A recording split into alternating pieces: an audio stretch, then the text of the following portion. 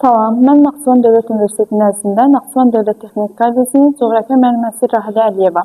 Bugünkü mövzumuz Azərbaycanın çayları və Xəzər dənizidir.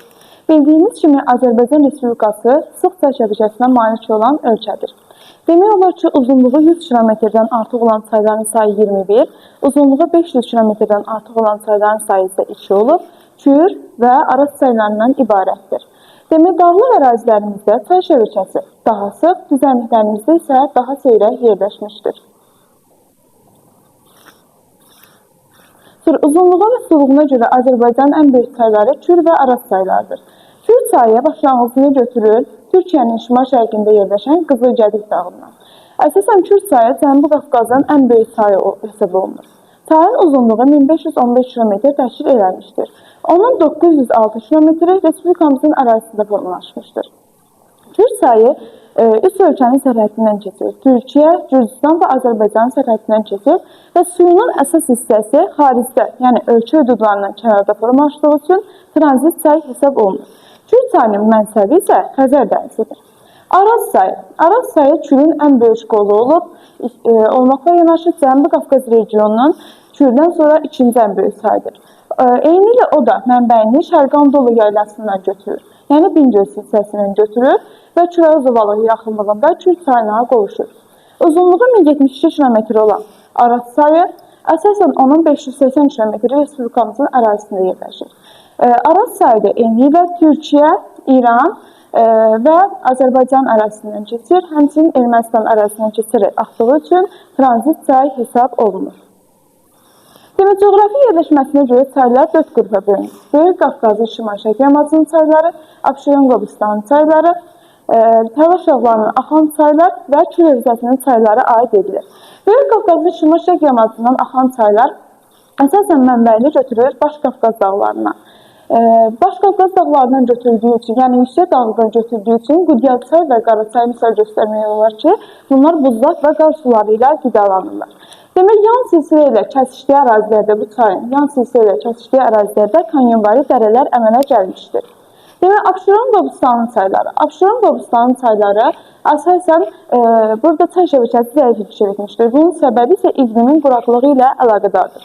Demək, mənbəyini alçaq və orta dağlıqdan götürdüyü üçün bu çaylarda əsasən qidalanması zəifdir və Xəzər dənizinə, birbaşa Xəzər dənizinə tökülür və ilin isti aylarında quruyurlar. Talaş dağlarının axan çaylar, əslində Talaş dağlarının çayı digər çaylardan, yəni digər regionların çaylarından bol suluğu ilə seçilmişdir və onun da mənsəbi eyni ilə Xəzər dənizidir. Kür hövzəsinin çayları əsasən Böyük Qafqazın Cənub yamacı və Kiçik Qafqaz dağlarının mənbəyini götürən çaylar aid edilir. Böyük Qafqazın şimal-şərq yamacından axan çaylar. Bu çaylara aiddir Samur çay, Qusar çay, Qudyal çay, Qaraçay, Qərbələ çay, Şəbran çay, Gürcü çay və Ata çay. Deməli, Böyük Qafqazın şimal-şərq yamacında yerləşən Samur çayı istisna olmaqla gerdə qalan digər çayların stoplayıcı hövzəsi Azərbaycan Respublikasının ərazisində yerləşir. Samur çayı isə öz başlanğıcını götürür Dağıstan Respublikası ərazisini. Demək, Qusar çay və Qudyal çayının qidalanmasında qar və buzlaq suları üstünlük təşkil etmişdir. Samur çayı qidalanmasında da eyni ilə qar və buzlaq suları təşkil etmişdir. Digər yerdə qalan çayların qidalanması isə qarışıq qidalanmaya malikdir. Qobustan Abşeronun çayları. Qobustan Abşeronun çaylarının stoplayıcı hövzəsi orta və alçaq dağlıqdan başladığı üçün yağış suları ilə qidalanırlar. Demək olar ki, yay aylarında quruyan bu çaylara Sital çay, Sumqayıt çay, Pirsaat çay və Ceylanköçməz çayı aid edilir.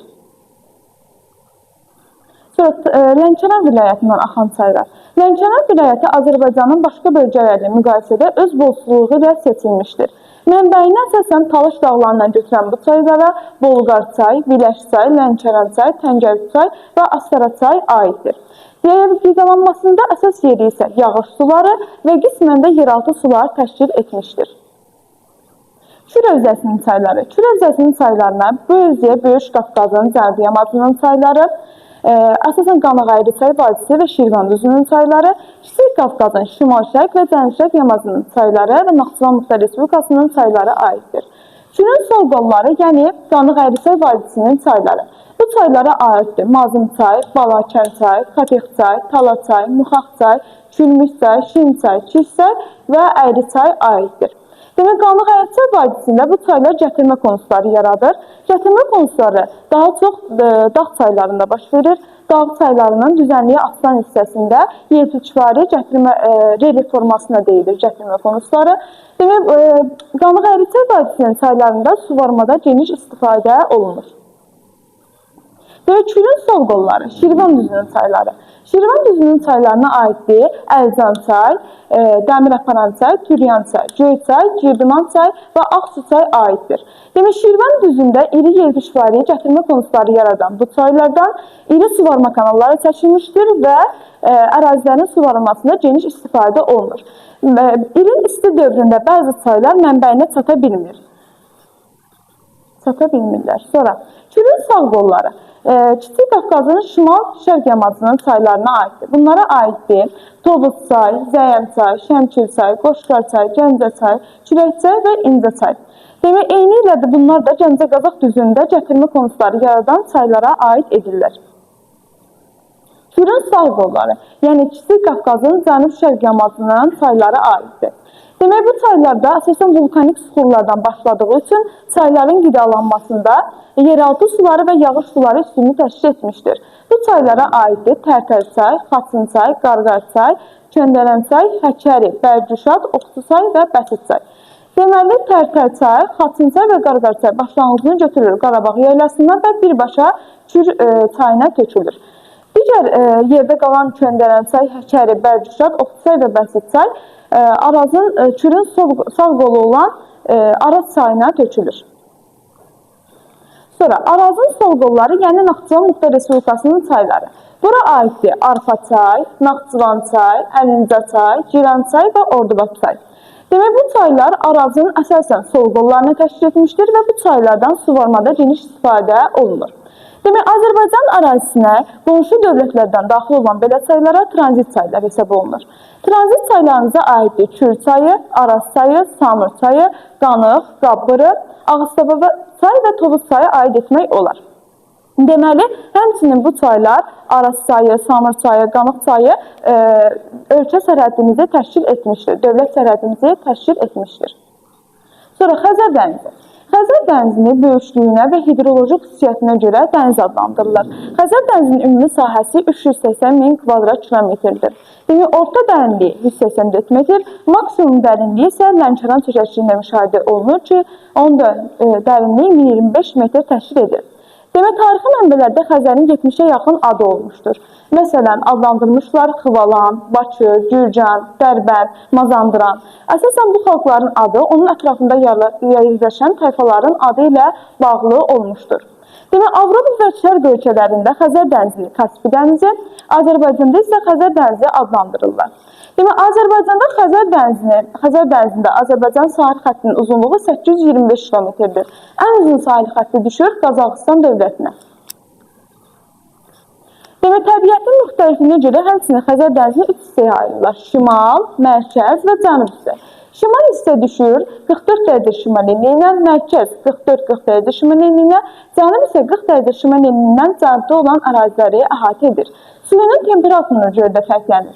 Şimalda qış aylarında suyunun temperaturu 0-5 dərəcə, mərkəzdə 5-10 dərəcə, cənubda isə 10-12 dərəcə təşkil etmişdir. Eyni ilə yay aylarında da temperatur fərqlənmişdir. Belə ki, şimalda 20-25, mərkəzdə 23-26, cənubda isə 26-28 dərəcə arasında dəyişmişdir. Həmçinin Xəzər dənizinin şimalı qışda buz bağlamışdır. Burada duzluluğuna da görə fərqlənir. Şimalda duzluluq 1-2 promil, mərkəzdə 2-5 promil, cənubda isə 10-13,5 promil təşkil etmişdir. Demək, təbii amilləri və sahilyanı ölkələrin təsərrüfatından asılı olaraq Xəzər dənizinin bir çox problemləri vardır. Əsas problemləri səviyyə tərəddüdü, ekoloji problem və bioloji problemdir. Səviyyə tərəddüdü, yəni Xəzər dənizinin səviyyəsi sabit qalmır, demək olar ki, dəyişkəndir. Səviyyəsinin dəyişməsi və həcminin artıb azalmasına səbəb olmuşdur və sahəsinin artıb azalmasına səbəb olmuşdur. Hazırda Xəzər dənizi dünya okean səviyyəsindən -27 metr aşağıda yerləşmişdir. Əsasən səviyyə tərəddüdünün səbəbi hələ də məlum olmamışdır. Bunun bir sıra amillər təsdiq etmişdir ki, məsələn, Xəzər dənizində baş verən tektonik proseslər və antropogen amillərlə izah olunmuşdur. Ekoloji problemlər yer sulasında çıxarılan neft qaz hasilatıdır, neft daşınmalarıdır, sənaye və məişət tullantılarının axıdılması ilə əlaqədardır. Bioloji problem isə dənizdəki canlı aləmin kəskin şəkildə azalması müşahidə olunur. Bu əsasən antropogen, yəni insan təsir nəticəsində baş verir. Diqqətinizə görə təşəkkürlər.